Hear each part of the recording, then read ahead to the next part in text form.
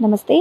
June నెలలో కర్కాటక రాశి వాళ్ళకి రాశి ఫలాలు ఎలా ఉన్నాయనే విషయాలు వివరంగా చూద్దాం.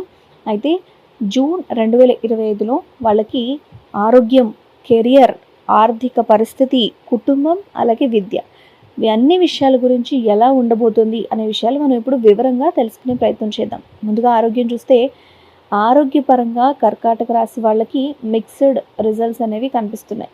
అంటే కొన్ని రోజులు బాగుంటుంది, కొన్ని రోజులు బాగుండదు. అటు ఇటుగా మీ ఆరోగ్యం అనేది ఉంటుందని చెప్పొచ్చు. అయితే ఈ నెల స్టార్టింగ్లో చిన్నపాటి ఆరోగ్య సమస్యలు అయితే మిమ్మల్ని ఇబ్బంది పడతాయని చెప్పొచ్చు.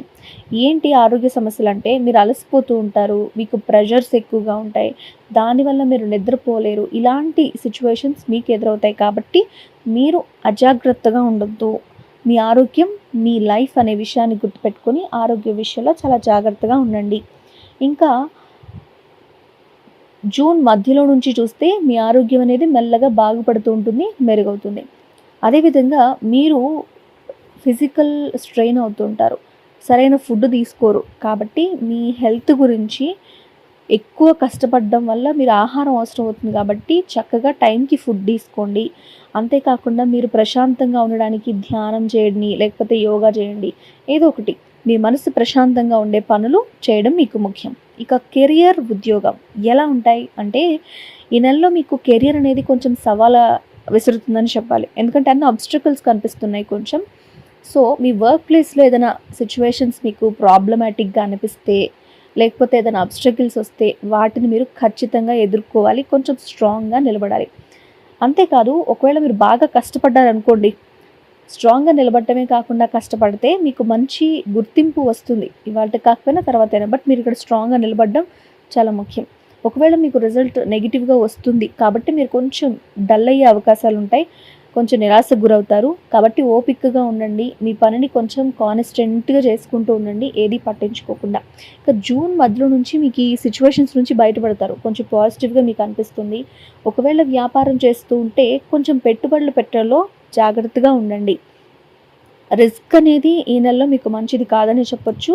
ఇక మీ తోటి సహ ఉద్యోగులు కావచ్చు, లేకపోతే మీ పార్ట్నర్స్ ఎవరైనా సరే, మీ పై అధికారులు కావచ్చు, వాళ్ళతో మీరు మంచి రిలేషన్స్ మెయింటైన్ చేయడం అనేది చాలా ఇంపార్టెంట్ ఈ నెలలో అని చెప్పొచ్చు.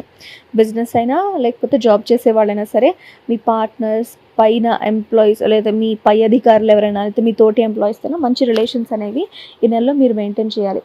ఇక మీకు ఆర్థిక స్థితి ఎలా ఉంటుంది అంటే, కొంచెం సెటిల్డ్గా ఉంటుంది మీరు అని చెప్పొచ్చు. ఎందుకంటే ఖర్చులు పెరుగుతాయి ఈ నెలలో మీకు. అందుకే మీరు కొంచెం సెటిల్డ్గా ఉండటానికి ట్రై చేయండి. అన్ఎక్స్పెక్టెడ్గా కొన్ని ఖర్చులు, లేకపోతే ఏదైనా హెల్త్కి సంబంధించి మీరు ఖచ్చితంగా ఖర్చు చేయాల్సిన సిచ్యువేషన్ వస్తుంది. మీరు దానికి తగ్గట్టుగా డబ్బుల్ని దాచుకోవడం, లేదా తక్కువ ఖర్చు పెట్టుకోవడం లాంటివి ఈ నెలలో మీరు ప్లాన్ చేసుకోవడం చాలా ముఖ్యమైన పని. ఒకవేళ మీరు పెట్టుబడులు పెడుతుంటే మాత్రం ఈ నెలలో చాలా జాగ్రత్తగా ఉండండి. అనవసరంగా తొందరపడి నిర్ణయాలు తీసుకోవద్దు. ఇక ఈ నెల మధ్యలో వచ్చేసరికి ఆర్థికంగా మీరు దాచుకోగలిగితే కొంచెం మెరుగ్గా ఉంటుంది అని చెప్పొచ్చు. లేకపోయినప్పటికీ మీకు తర్వాత నెల మధ్యలో నుంచి పెద్దగా ఖర్చులు ఉండకపోవచ్చు అనే సిచ్యువేషన్ అయితే ఇక్కడ కనిపిస్తుంది. మరి కుటుంబం పరంగా ఎలా ఉంటుంది వీళ్ళకి అంటే, కుటుంబంలో కూడా కొంచెం డిస్టర్బెన్సెస్ ఉంటాయి. ఎందుకంటే ఆర్థికంగా డిస్టర్బ్ అయినప్పుడు ఫ్యామిలీలో కూడా ముందుగా వచ్చేది డిస్టర్బెన్సెసే. కాబట్టి కొంచెం చిన్నపాటి విభేదాలు వస్తాయి. అంటే ఆర్గ్యుమెంట్స్ రివర్స్ అయిపోతూ ఉంటాయి. బెడ్స్ కొట్టడం అంటారు కదా, అలా అవుతాయి. లేకపోతే మిస్అండర్స్టాండింగ్స్ పెరిగిపోతూ ఉంటాయి. మీ మాట తీరుతో చాలా జాగ్రత్తగా ఉండి కేవలం అవసరమైనవి మాట్లాడాలి. అనవసరంగా వాదన పెట్టుకుంటే మాత్రం గొడవలు వస్తాయి. కాబట్టి జాగ్రత్తగా ఉండండి. ఆ వాదనలకు మీరు దూరంగా ఉండండి. తల్లిదండ్రుల ఆరోగ్యం విషయంలో మీరు శ్రద్ధగా ఉండాలి. అదే ఆరోగ్య ఖర్చులు అనుకున్నాం కదా, అదే సిచ్యువేషన్ అయినా. కాబట్టి మీ పేరెంట్స్ విషయంలో మీరు కొంచెం జాగ్రత్తగా ఉండాలి. పెళ్ళైన వాళ్ళు ఉంటే ఈ నెలలో కొంచెం మీరు స్ట్రాంగ్గా ఉండాలి. ఎందుకంటే మీకు వరుసగా ఖర్చులు అవి ఇవి ఉంటాయి కాబట్టి. ఇంకా మీ పార్ట్నర్తో కూడా మీకు మంచి అండర్స్టాండింగ్ ఉంటే బాగుంటుంది ఈ నెలలో అనేది చాలా ఇంపార్టెంట్. అండర్స్టాండింగ్ అనేది చాలా ఇంపార్టెంట్. ఎవరైతే లవ్ రిలేషన్స్లో ఉంటారో, ప్రేమ సంబంధాల్లో ఉంటారో చాలా జాగ్రత్తగా ఉండాలి. తొందరపాటు నిర్ణయాలు మీరు తీసుకోకపోతే మంచిది అని చెప్పొచ్చు. ఇక విద్యార్థులకు ఎలా ఉంటుంది అంటే, విద్యార్థులకి మిక్స్డ్ రిజల్టే కనిపిస్తుంది. చదువులో మీకు ఏకాగ్రత, కాన్సన్ట్రేషన్ లెవెల్స్ అనేవి కొంచెం అటు ఇటు ఉంటాయి. ఎందుకంటే మీకు మధ్యలో వేరే ఆలోచనలు రావడం, లేకపోతే ఏదో ఒక డిస్టర్బెన్స్ అనేది మీరు చదువుకునే టైంలో వస్తుంది. ఒకవేళ మీరు కనుక కాంపిటేటివ్ ఎగ్జామ్స్కి మీరు ప్రిపేర్ అవుతూ ఉంటే చాలా కష్టపడాలి. ఇంకొంచెం మీరు నార్మల్గా ప్రిపేర్ అవుదాం అనుకున్న దానికంటే మీ టైం షెడ్యూల్ని కొంచెం పెంచుకోవాల్సి వస్తుంది, ఎక్కువ కష్టపడాలి.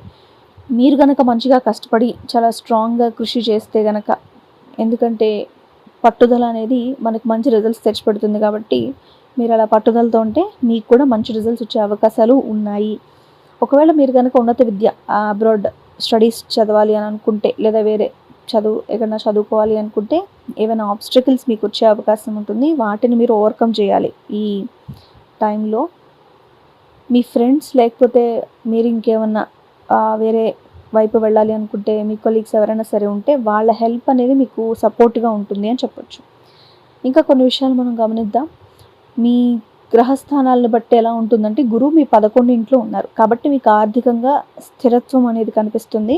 మీరు ఏమైనా అనుకుంటే, ఇంతకుముందు ఏమైనా అనుకుని జరగాలనుకుంటే మాత్రం ఈ నెలలో మీకు జరుగుతాయి. అలాగే శని 8th హౌస్లో ఉండడం వల్ల హెల్త్కి కొంచెం ఇబ్బందులు ఉన్నాయి. అదేవిధంగా రాహువు 10th హౌస్లో ఉండటం వల్ల మీరు చేసే జాబ్లో కొంచెం డిస్టర్బెన్సెస్ ఉంటుంది. కర్కాటక రాశికి చంద్రుడు అధిపతి కాబట్టి మీరు ఈ నెలలో భావోద్వేగాల విషయంలో కొంచెం ఫ్లక్చువేషన్స్ ఉంటాయి. కొంచెం కోపట్టం, లేకపోతే ఎమోషనల్ ఇంబ్యాలెన్స్ అనేది మీకు ఖచ్చితంగా ఉంటుంది.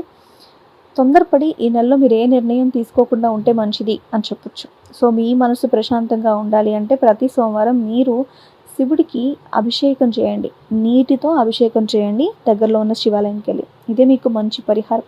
ఎందుకంటే మీరు కొంచెం స్ట్రాంగ్గా కాకుండా కొంచెం వీక్గా ఉన్నారు అనిపిస్తే ఈ నెలలో మీకు మీ పరిస్థితులను బట్టి ఖచ్చితంగా మీరు శివుడికి జలాభిషేకం చేయండి.